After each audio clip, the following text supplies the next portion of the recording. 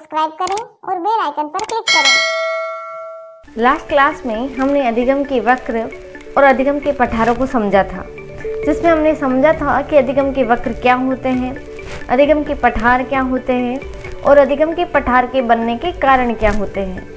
आज की क्लास में हम जानेंगे कि पठारों का निराकरण किस प्रकार से किया जा सकता है। हेलो एवरीवन, मैं राधिका चांदमल शर्मा HA क्लासेस में आप सभी का बहुत बहुत स्वागत करती हूँ। चलिए शुरू करते हैं, समझते हैं इन पठारों का निराकरण किस प्रकार से किया जा सकता है। हम समझ रहे थे अधिगम के पठारों को।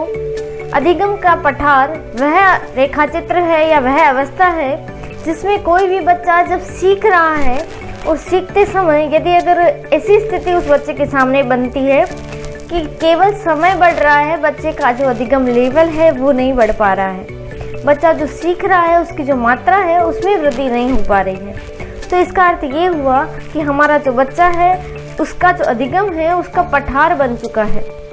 क्योंकि जब हम अधिगम को किसी रेखाचित्र पर दर्शाते हैं तो रेखाचित्र पर दर्शाते समय हम ये समझाते हैं, अर्थात एक ग्राफ बनाते हैं जिसमें हम ये समझाते हैं कि बच्चे का जो अधिगम लेवल है वो किस प्रकार से बढ़ रहा है और जो समय है वो किस प्रकार से निकल रहा है। तो जब हम समय और अधिगम दोनों को, मतलब समय और अधिगम दोनों की जो मात्रा है उस मात्रा को जब हम किसी रेखाचित्र पर प्रदर्शित करते हैं तो उसे हम अधिगम वक्र कहते हैं। ये हम लास्ट क्लास में समझ चुके हैं।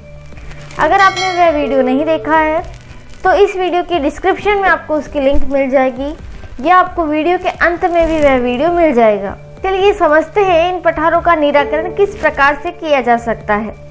पठारों के निराकरण के लिए सोरेनसन महोदय ने एक लाइन कही है। सोरेनसन ने कहा है कि शायद ऐसी कोई भी विधि नहीं है जिससे पठारों को बिल्कुल ही समाप्त कर दिया जाए, पर उनकी संख्या और अवधि को कम किया जा सकता है। सोरेनसन ने कहा है कि शायद ऐसी कोई भी विधि नहीं है जिससे कि इन पठारों को बिल्कुल भी समाप्त कर दिया जाए। होता क्या है, हर व्यक्ति जब सीखता है तो सीखते समय उसके सामने कुछ इस प्रकार की परेशानी आती है जिसकी वजह से अधिगम के जो पठार हैं उनको देखा जाता है। अधिगम के पठार बनने के बहुत सारे कारण हैं जिसको हम समझ चुके हैं।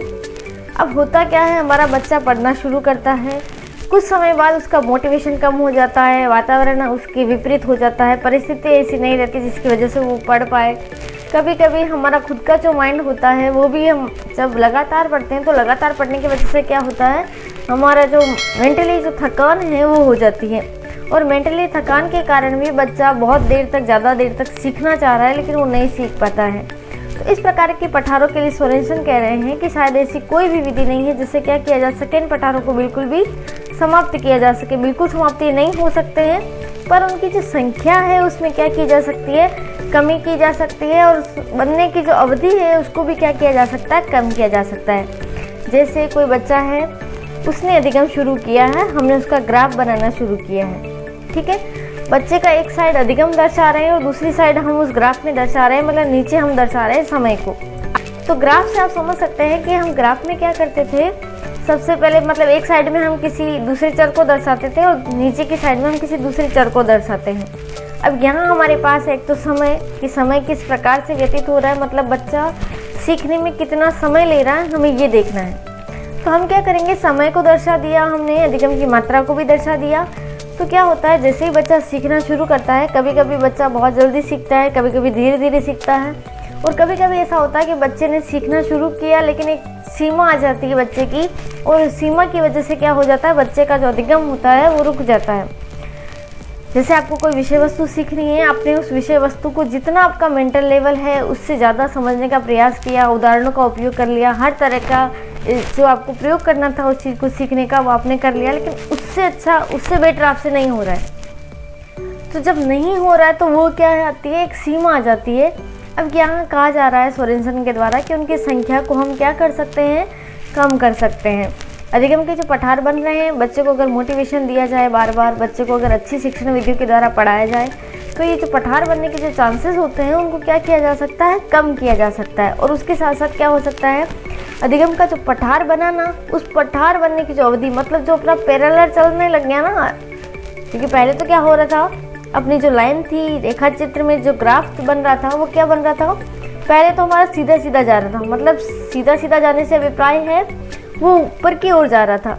लेकिन फिर क्या हुआ, प्रॉब्लम आ गई बच्चे को, तो वो पैरेलल चलने लग गया। लेकिन वो पैरेलल ज़्यादा देर तक नहीं चलेगा, हमें क्या करना पड़ेगा, उसको वापस से मोटिवेशन देना पड़ेगा, अपनी विधियों में चेंजेस करने पड़ेंगे, तो वापस से उसका अधिगम क्या हो जाएगा, बढ़ जाएगा। तो अवधि क्या होनी चाहिए पठारों की, कम होनी चाहिए, और इसको अगर प्रयास किया जाए तो कम किया जा सकता है, ऐसा सोरेनसन महोदय ने कहा है। तो अब हम जल्दी से जान लेते हैं कि इन पठारों को अगर नहीं बनना चाहते हैं हम, या इसकी अवधि को बहुत कम करना चाहते हैं, तो उसके लिए हम क्या कर सकते हैं। सबसे पहला जो उपाय होगा वो होगा प्रेरणा देना।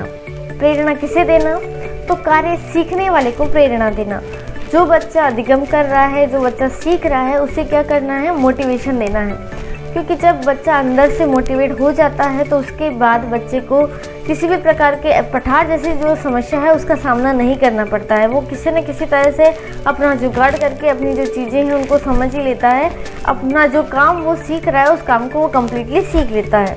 तो ज़रूरी क्या है कि बच्चे में अभी प्रेरणा हो, मोटिवेशन हो, क्योंकि मोटिवेशन के कारण बच्चा किसी भी काम को शुरू करता है और उस काम को शुरू करने के बाद उसे ख़त्म भी करता है।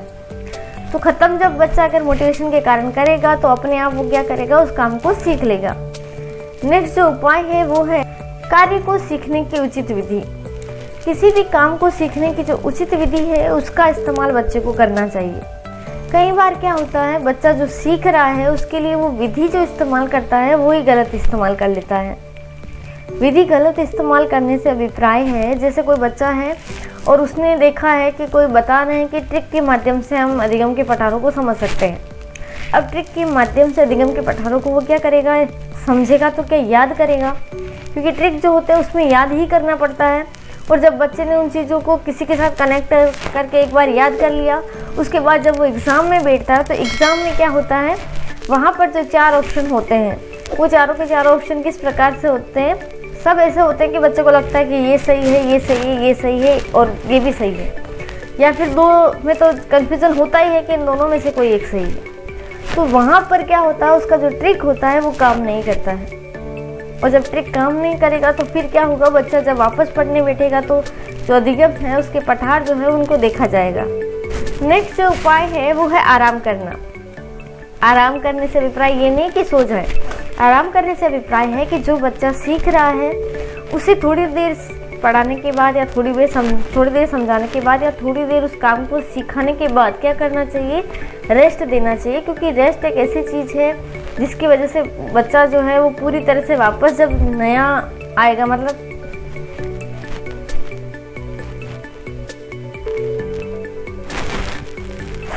नेक्स्ट जो उपाय है वो है आराम करना। मतलब छात्र को कुछ समय के लिए क्या करना है, आराम करने के लिए छोड़ देना है, उसे रेस्ट करने के लिए छोड़ना है। जब वो पढ़ रहा है या कोई भी बालक कुछ भी सीख रहा है तो सीखने के दौरान उसे क्या मिलना चाहिए, थोड़ा रेस्ट मिलना चाहिए। क्योंकि कई बार ऐसा होता है कि बच्चा जैसे आपको सुन रहा है, पढ़ रहा है, बहुत अच्छे से समझ भी रहा है, लेकिन जब आपकी क्लासेस बहुत लंबी हो गई तो बच्चा क्या हो जाएगा, थक जाएगा। और जब वो बच्चा थक जाएगा तो ऐसे में क्या होगा, वो आपके साथ सही तरह से इंटरेक्ट नहीं कर पाएगा, क्योंकि उसका जो पूरा ध्यान है वो किसके ऊपर चला जाएगा, उसकी थकान के ऊपर चला जाएगा, उसके बॉडी पेन पर चला जाएगा। तो इसकी वजह से उसका जो कंसंट्रेशन है वो आपकी क्लास के साथ बन नहीं पाएगा।